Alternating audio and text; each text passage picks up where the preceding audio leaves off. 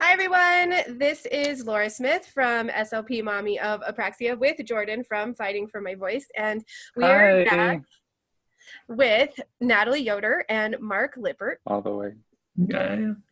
And I'm going to have Mark go ahead and introduce yourself first. Hi, I'm 20 years old from Minneapolis, Minnesota. I'm at community college in my second year.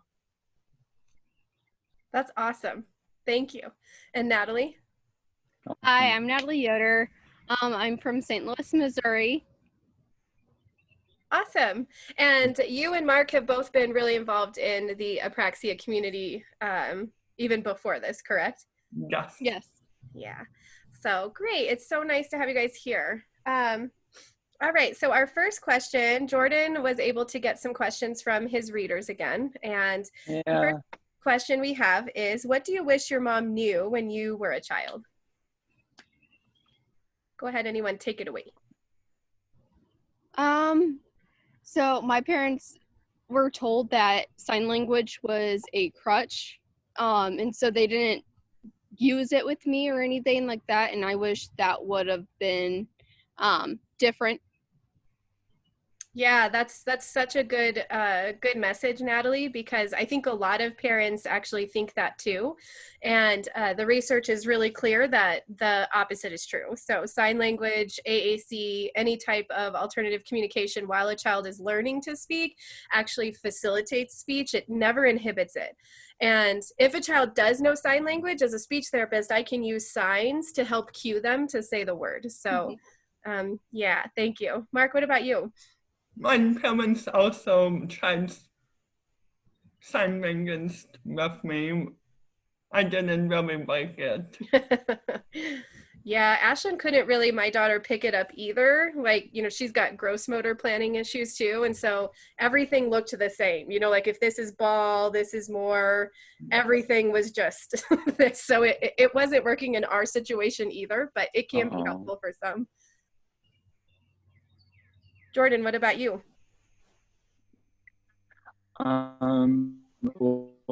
Well, it's my biggest thing is that I would just wish that my mom knew that I would be okay at the end and such, because I feel like as parents and such, and I even feel like my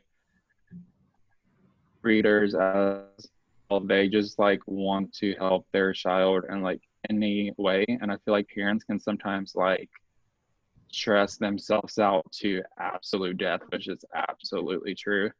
So for my mom, I'm just really worried. So I just wish she knew that I would be fine. Natalie and Mark, do you feel like your mom's worried a lot?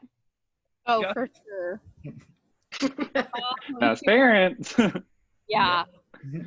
When my parents first found out I had a speech impediment, my mom blamed herself for not catching it because she's a nurse, pediatric nurse. So she was like, I should have seen it. I was like, no, you shouldn't know. Like, you thought I was a normal little kid. So Yeah.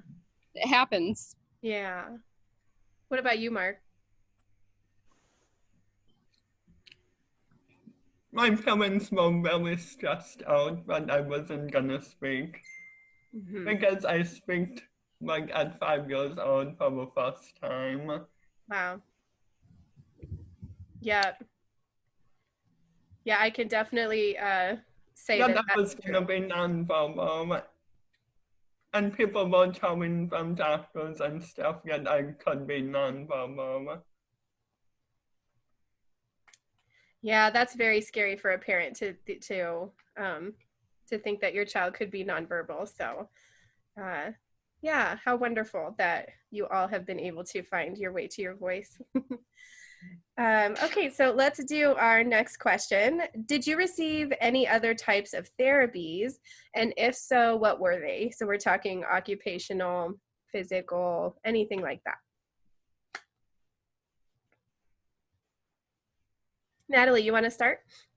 Sure. No, I actually didn't. It was just my speech that affected me the most. So I was lucky in that aspect. Yeah. What about you, Mark? I needed OT and PT. OT to build my muscles since I couldn't weight anything. How long were you in OT and PT? OT until I was in third grade. Okay. Yeah, she's in fourth grade and is in PT and OT still for her writing and gross motor skills and balance and coordination. So, Just like me. yep. hmm Jordan, I know you had OT, right? Yes, as I had mine for around 3 years, I want to say. And then I had physical therapy for around a year. And it's my OT revolved around trying to hold a pencil, trying to handle scissors, also trying to hold down a piece of paper, which I'm honestly not sure why, but they told me that I held down my like paper weird. Like I would like grab it and then like go like this, which I do now, so I never kind of grew out of that, but I like it like that. And then it was for physical. I also did that for because I had trouble walking up steps, and then also just like walking. Yeah. Were any of you too late on your other milestones, like walking or crawling? I had hip dysplasia, so I didn't walk until I was 18 months. But I also have sensory processing disorder, so that was also kind of something different. I know quite a few Apraxia kids have it. Yes, in fact, I told Jordan the other day, it's so common that some in my field want to call apraxia a sensory motor disorder because it's so common to have sensory issues. Yeah. I had all my milestones at the normal times, yet kids are supposed to hit them. Wow, so that must have been very shocking then for your parents. Yes. Yeah. And Jordan, you said that yours were late as well. Walking was like. Jordan, do you or Mark have sensory processing disorder? So I don't have sensory processing disorder, but I do have like what we like to call them like sensory sensitivities, where they don't actually qualify for the disorder, but just like certain like textures and certain noises and stuff will kind of that's my gut reaction is get I want to run, or kind of. So that's how it plays out in my mind. Yeah. What about you? I did not have any sensory processing disorders or anything. Wow, and no sensitivities. No. Wow. Okay. That's so interesting. Ashlyn definitely does. My daughter, hers plays out a little differently. She has a super high threshold for pain. If you follow me, you know that. So that's really crazy. She's like under responsive tactily.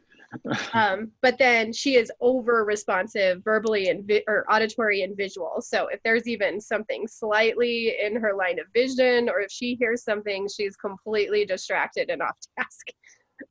So it's interesting how it can manifest differently in everyone. Yeah, I get that for sure. That's why I have a hammock outside and a hammock in my room, actually. Do you? That's awesome. Yeah, that's really cool though. That is really cool. I've heard of parents like putting swings and stuff in the house because it's just so calming and helpful for the vestibular system. Yeah, my parents actually had one downstairs when I was like 2 or so, and that's how I fell asleep some nights. Because wow.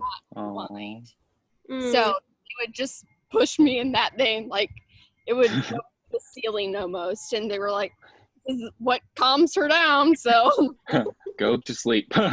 Pretty much. Push her in there. Like, whatever works, honestly, is what I did.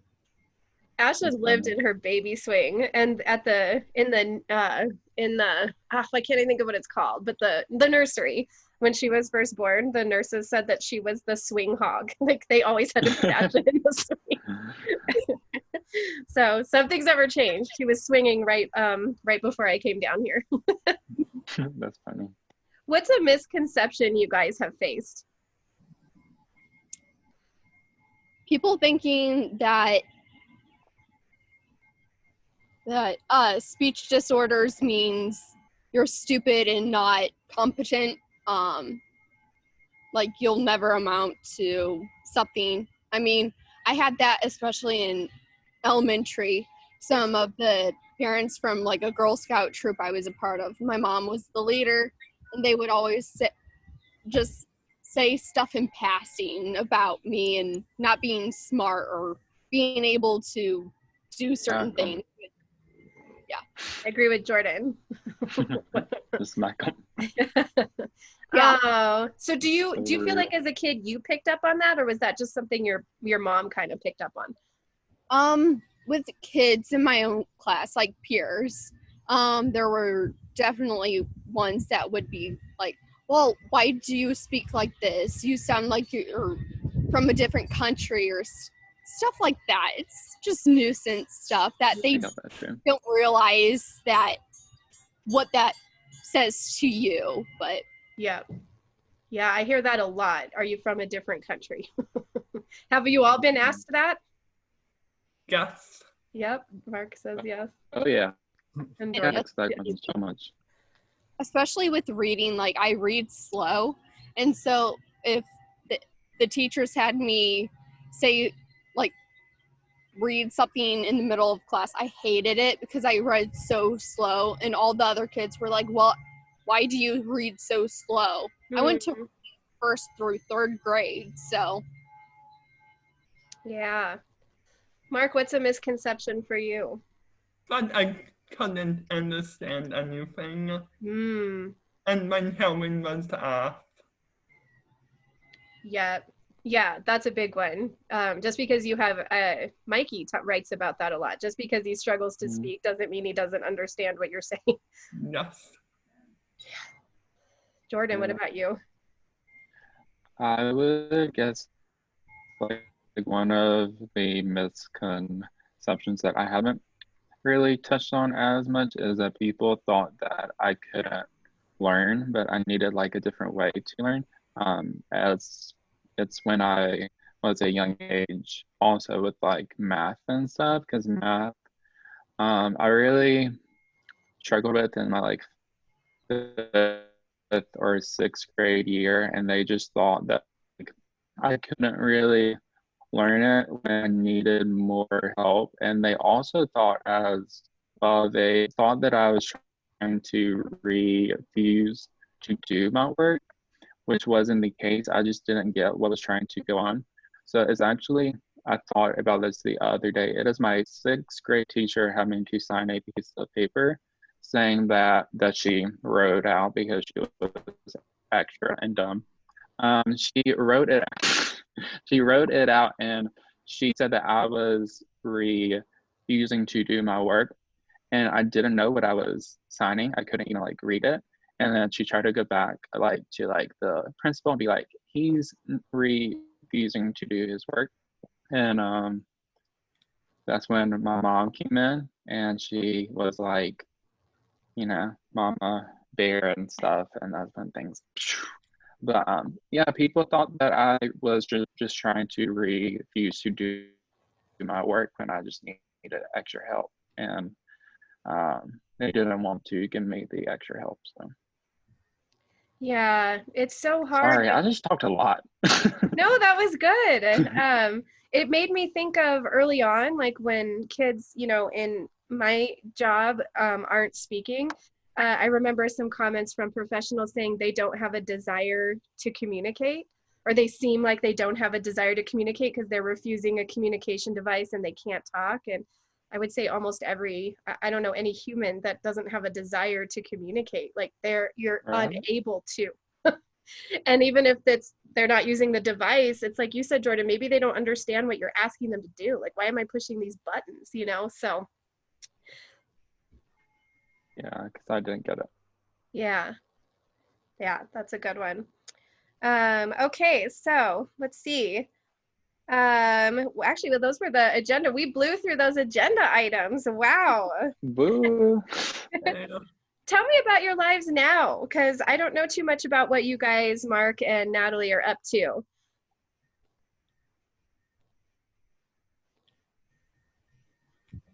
I'm in my going into my third year of community college. I'm trying to transfer after my third year of community college. What are you going for, Mark? Cybersecurity, Oh, wow. Do you like Awesome. you like computer work? yes. Oh, great. That's so awesome. Good for you. Do you have any sorry if these are a lot of questions. Do you have any accommodations right now? Yes, I take my test in a separate room for my class. And I have like online textbooks. Oh, nice. Yes. Did you have to advocate for getting those, or how did you No, get I that? just had to submit my paperwork. Hmm. And you're just accepted them. Nice. I've had some people really have to fight, heard they had to Awesome. fight for accommodations. So that's so great that you've been able to just get them. Yes. What about you, Natalie? What are you up to now? So I'm now a junior at Fontbonne University, where I was first diagnosed with apraxia. Oh, Yeah, I'm going for SLP and psychology. are So, you? I did not know this. Psychology too. yeah, Hey, so thank I'm you. excited about that. But I did have to work for my accommodations. I had them throughout high school, but in middle school I stopped with them. So I picked them up in high school, and then some of the professors refused to give me the accommodations that I have. Yes, I've heard this a lot. Yeah, so I had to get the department chair involved, sadly. But Wow. hopefully it'll Yeah. be better.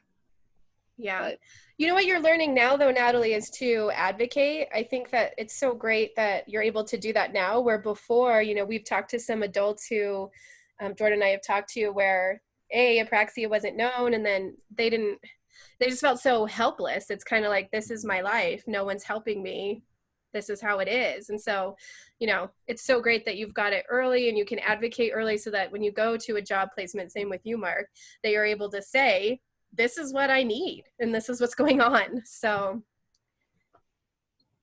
yeah, That's I awesome. wanted to make sure that my speech was up to par for SLP work, and so I actually asked for one of the grads to test my speech, and I did, and they said it was fine, that I was actually resolved. But, so Awesome. Natalie, with you, my question is always like, sometimes I was just saying on our last Zoom to Jordan that when he seems to be talking so well and going along so smoothly, even I can get fooled into thinking, oh, he's like totally fine. Where internally he's always describing that he's going through some sort of thought process for that to happen.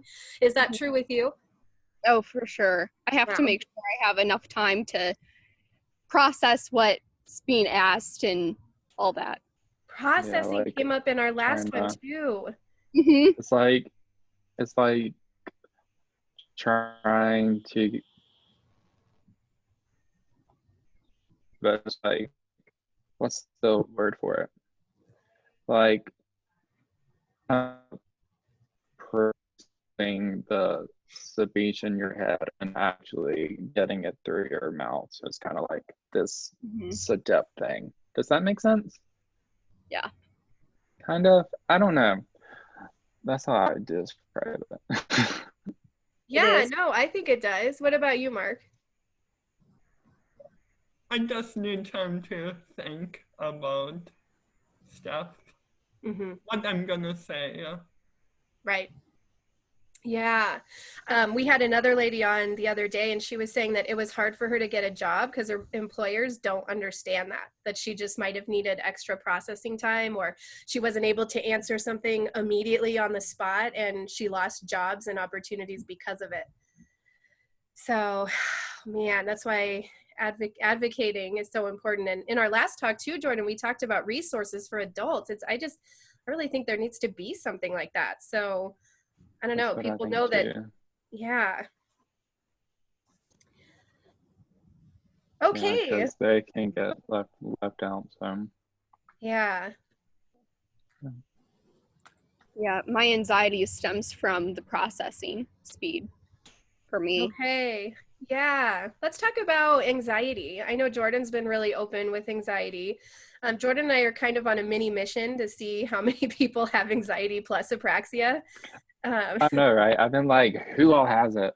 I make polls and everything. So, Natalie, you have anxiety? Oh, for sure. Yep. It mostly stems from standardized testing and not having enough time to process. So, I mean, I get the accommodations. It's not for my apraxia, it's for my anxiety. Do you have an actual disorder? Sorry if that's personal. No. So I have generalized anxiety and then school avoidance anxiety, but it's mostly testing anxiety. Okay, that's so interesting. Wow. Thank you. Yeah. What about you, Mark? I did not have any anxiety issues. Well, that's good. That's just like normal stuff. Yeah, right. Okay, that's so interesting. Is there anything else, Jordan, that you want to touch on? Can you think of any other questions? Talk about putting you on the spot now. I'll talk and fill in while you what you think. I would want to ask y'all what is one thing that you wish that people knew more than anything about a apraxia or just about what you've been through?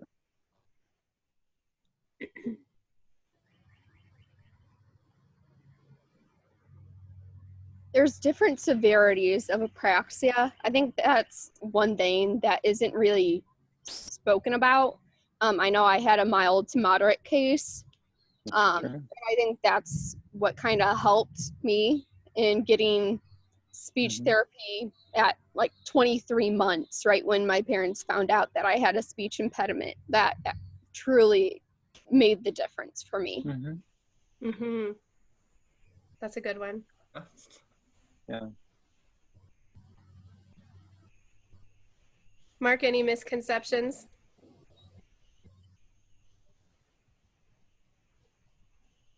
Same as Natalie about there's different types of apraxia, severe and moderate and Yeah, even stuff. profound. Yes, profound. Yeah. I think I was severe to moderate, more on the severe side. Right. Do you know what your severity was classified as, Jordan? Mine was too profound to severe, and now I'm considered a mild case. So. A question that I had in another one for you guys was, when did you stop speech therapy? Allie wanted to know that in one of our Zooms. I stopped, so I did 23 months to second grade, second semester, I think, just because mine was mild to moderate.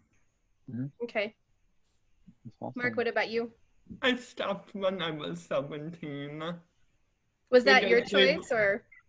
Yes, we really didn't see any improvements, and my speech was already kind of maxed out, and the potential that it could be. When did you start? I think I started at 2.5. Wow, that's a long time to be in speech. Yeah. Wow. That is a long time. Did you guys have any favorite activities you did in speech? Now I'm being selfish. Laura's like, let me ask all the questions now. I thought of speech therapy as just fun games. I remember the elephant game that we always played. And, like, I had to say like so many different words games in order to play or something like that. Different crafts they would do with me. That was mostly at Fontbonne University because of the grad program. They would do just different games and stuff. Yay, I like hearing that. Yeah. Games are fun. What about you, Mark? I played a lot of games. My favorite was Caribou. Yes, Caribou is still a favorite. Yes, it was actually very hard to find, so my mom bought a copy of Caribou, gave it to my SLP face. Oh, I bet your SLP was so excited because they don't make that game anymore, and it's like Yeah. speech therapy gold. Uh-oh.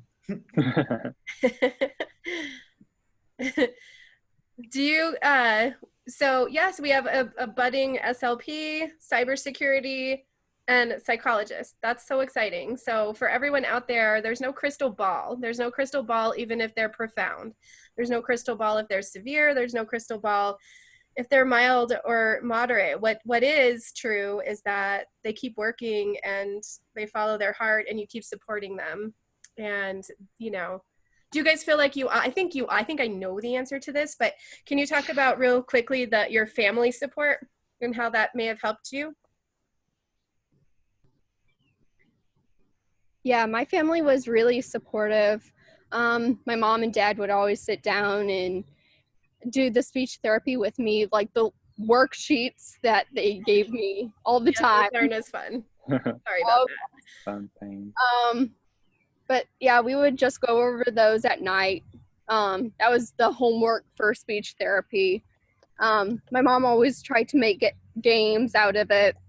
If we were like at the grocery store, she tried to say, oh, what color is this, or something like that, where it would get me to say a certain phonetic sound. that.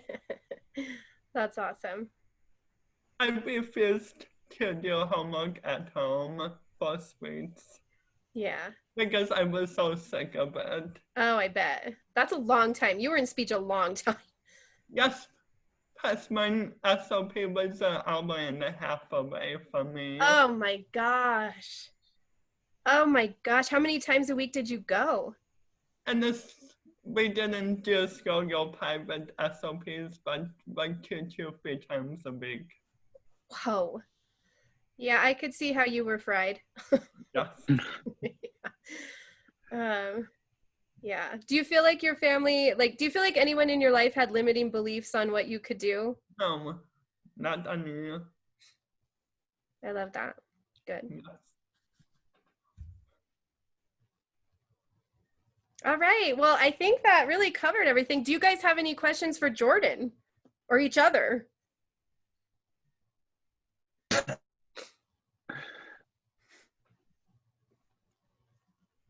Okay. Well, then that's great. Jordan, do you have any other questions for them before Awkward we wrap silence is cool. No, but I would like to thank you both for coming on and for sharing your, what you've also been, what y'all have also been through and such. I do think is really brave of y'all. I know it's not easy. I know that it can be kind of, you're afraid of judgment, you're afraid of what people will think. So this was really awesome of you both. So very proud of you both. Thank you for having us. Thank you. All right, everyone. Bye. Bye. Bye. See y'all. you.